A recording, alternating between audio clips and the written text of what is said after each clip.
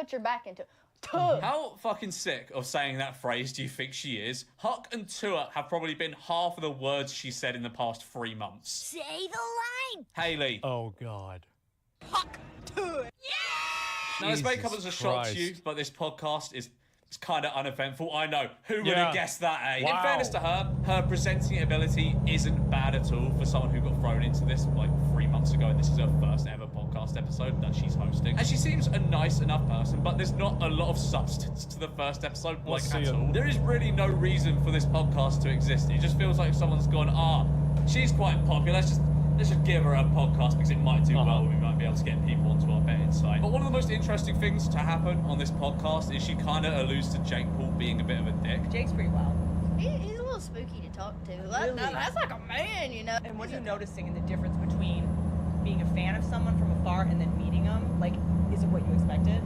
He was exactly what I expected. Like, he lets on like he's an asshole, and that's what I like about him. He owns up to that shit. He knows it. That's kind of He's a big in the fucking first asshole. 4 minutes of your first podcast your boss is funding to just go, yeah, he's a bit of a shit. I respect it. I respect that massively. They then go on I to mean, talk to be fair, Jake Paul has made his career being the heel of the internet. I don't think that this actually bothered him. The moment that you think about the way that people act on the internet instead of being real people, and you think about them instead as characters or cartoon characters or wrestling, the moment that you can actually like just take a step back, I think Jake Paul's great. He's funny, he's entertaining, he does stupid stuff. It's engaging sometimes, you know? I got no problem about that. Because it doesn't matter. about Botox for a bit, Yeah. and it is astoundingly uninteresting. I get a little myself. I call it Brotox when I do it. So when you start young, you're actually just getting rid of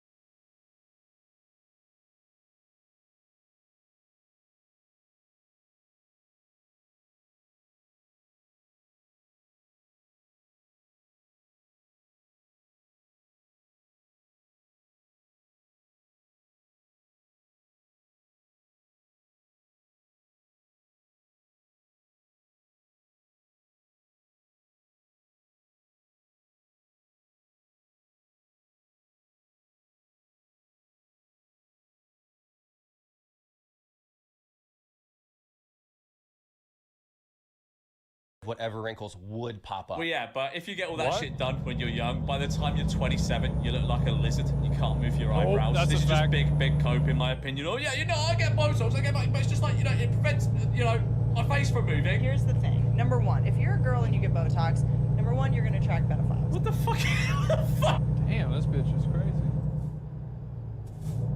Damn, she really... This on the first episode of the show, too, huh? It's the first episode, she really wilded out like that? Is it like, I didn't think that was the word she was gonna say. I didn't think she was about to say that. That came out of nowhere to me, man. That escalated real quick. Yeah, what? What are you even on about? If anything, I found that Botox makes people actually look older.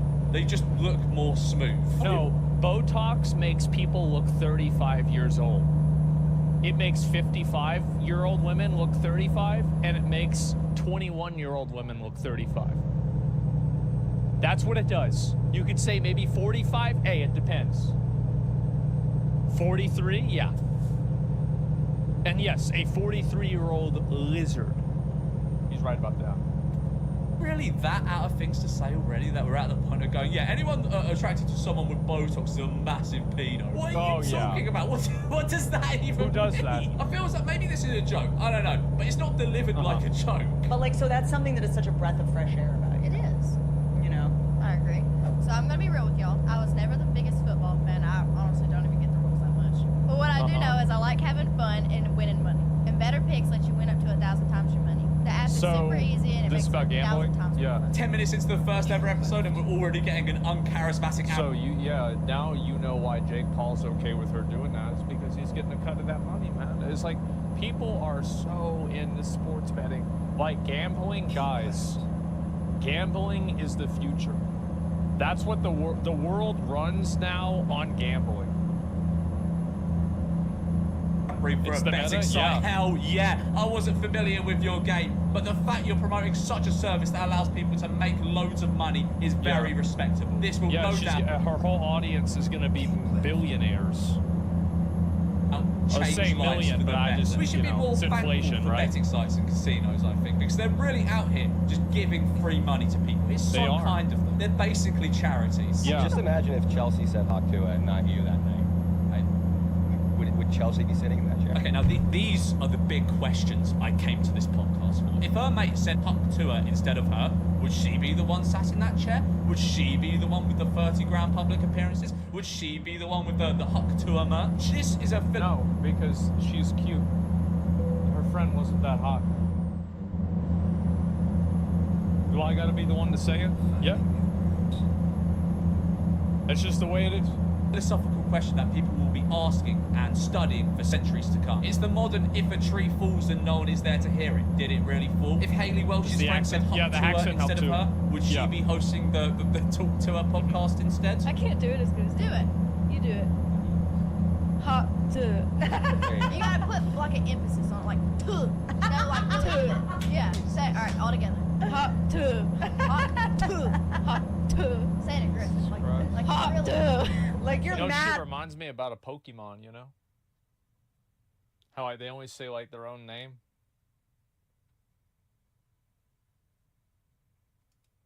At the day. You're mad at. Yeah.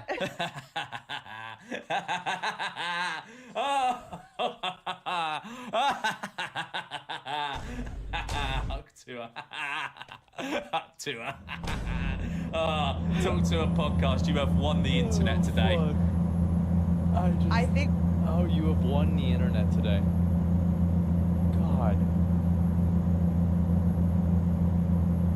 God, 2010 was so fucking cringe, wasn't it? Oh my god.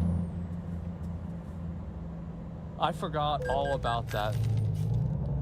My life was so much better 20 seconds ago when I forgot that was a term. Fuck.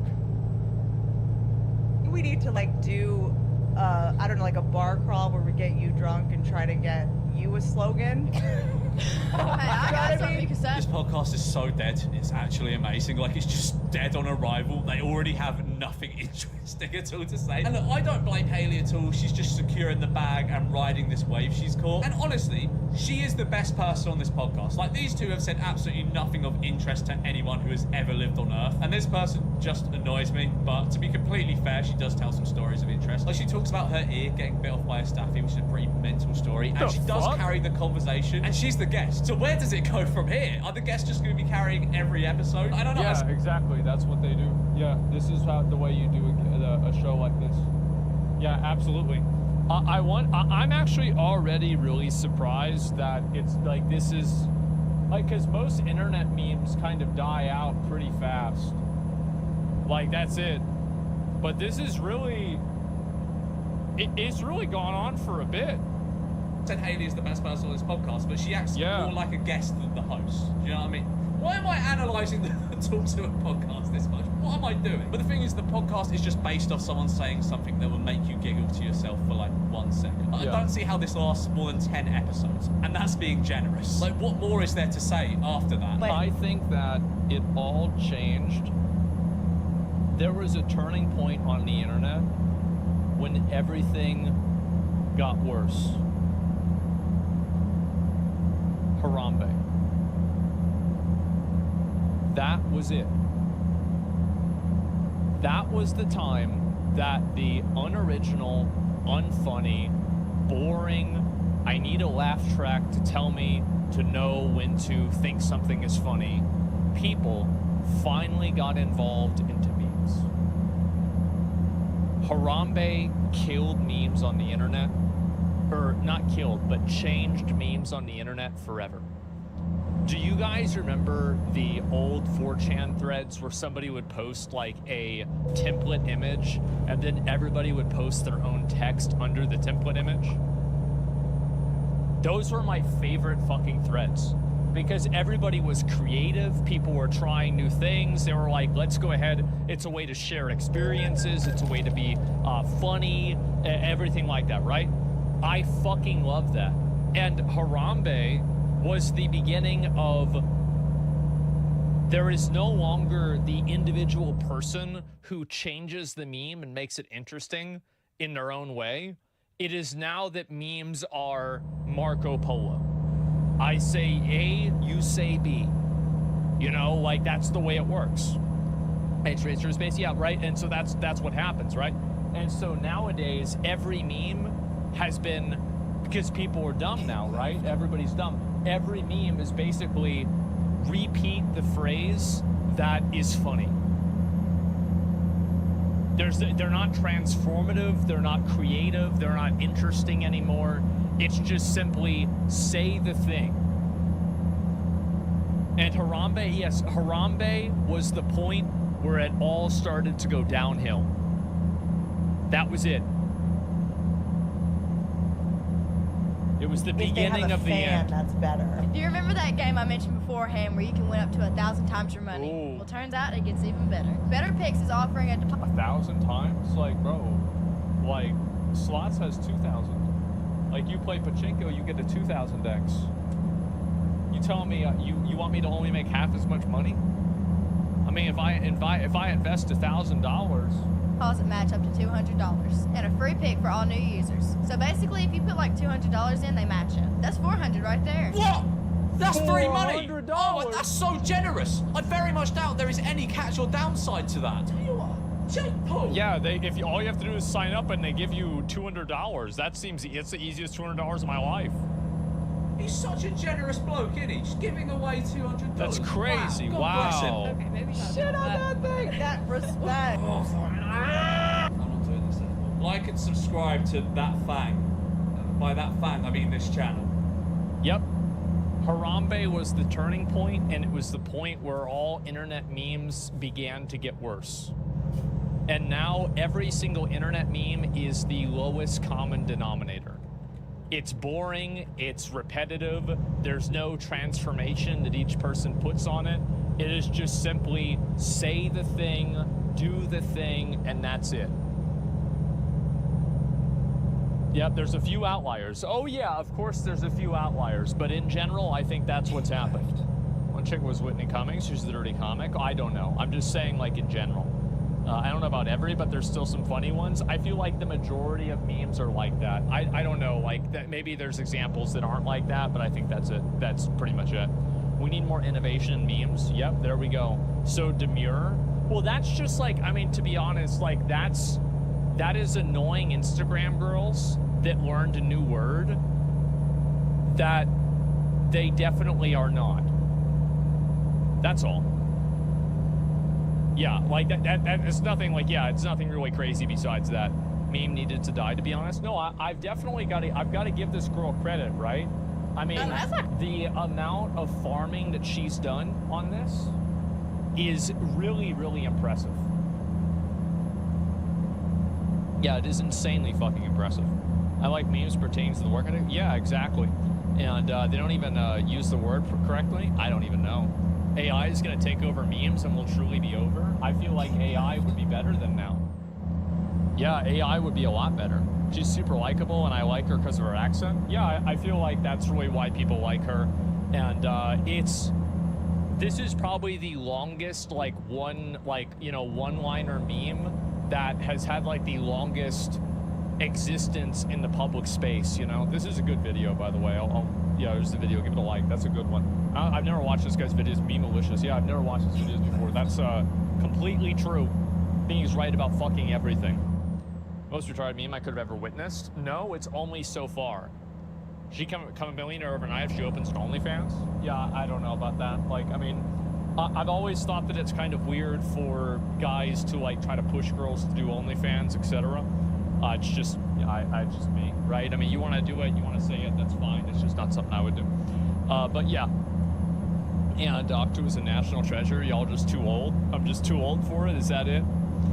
Yeah, there you go. And said she won't do OnlyFans, and good for her. Good for her. I don't know. It's not my it's not my problem. I'm not too worried about it either way, right? But yeah, it's still pretty fucking funny to see that.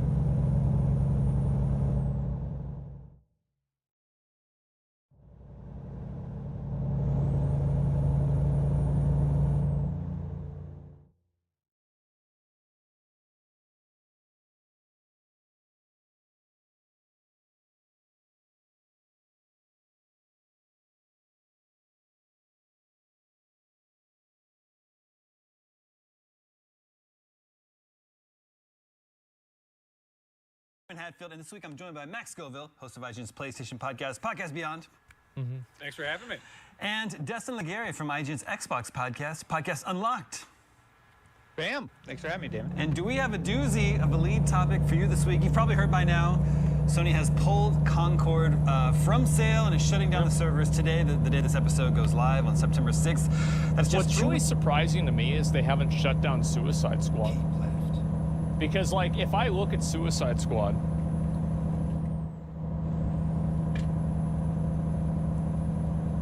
oh, it's actually gone up a lot. I guess they must have done an update or something. But it was like, it's floundering around. Yeah, maybe they did an update. It's been floundering around at under 100 players. How are you maintaining a live service game with updates? And it increases your player base by 200. I mean, think about that. Like, you still have an entire, you still have an entire development studio and everything about that, and it's like millions of dollars. Like, I don't know why you would do this, by the way. It's such a weird thing. If somebody if you spam in chat, you get permaban. It's literally so easy to understand. Some people just don't get it. Yeah, you just instantly... I don't even care what you're asking or anything. Anyway, so yes. It's like shadow development. I can join your guild on one condition. What is it? We'll do anything. Kick that. Weeks after the game was launched, it is one of Sony's big first-party game releases of the year. Not even given a 2-week chance to find its footing. Of course, it did have a very disastrous launch. Steam all-time peak concurrent users sits at 697 players, and I think the day after it was released, Wow. so couldn't even crack 700 concurrents on Steam. Wow. Analyst tells us it sold probably 25,000 units. At $40 a pop, that comes out to exactly $1 million. Director Ryan Ellis So said, they "While only lost 99% of their money. many qualities of the experience resonated with players, we also recognize that other aspects of the game and our initial launch didn't land the way we'd intended." Yeah, it sure did. So, I don't think there's much point debating why this game failed. I think the reasons are obvious. Hero shooters were exciting in 2016. Concord arrives very late to the party with no popular IP attached to it like Marvel Rivals. Concord's a very generic name, doesn't tell anything about the game, anyone about the game. People didn't like the characters in this game, and that's kind of important in a hero shooter. The heroes are supposed to be really cool and likable.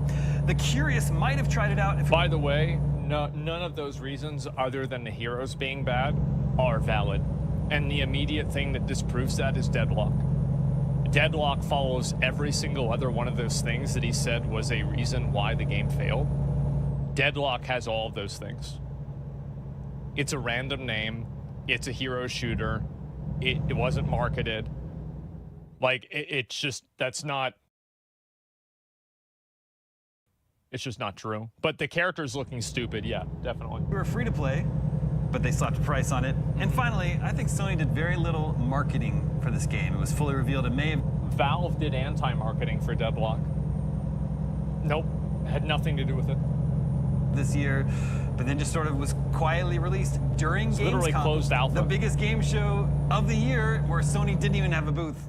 I'm not in marketing. Jeez. I think the obvious choice would seem maybe Sony might want to have had this game there, get lots of people playing it, Yep. get lots of people excited the week that was going to be out. But who am I? I'm not a marketer for Sony, so I think it's more interesting to discuss why Sony is abandoning this game so soon. Not even really giving it a chance to find its footing. Max. Because, well, it makes sense.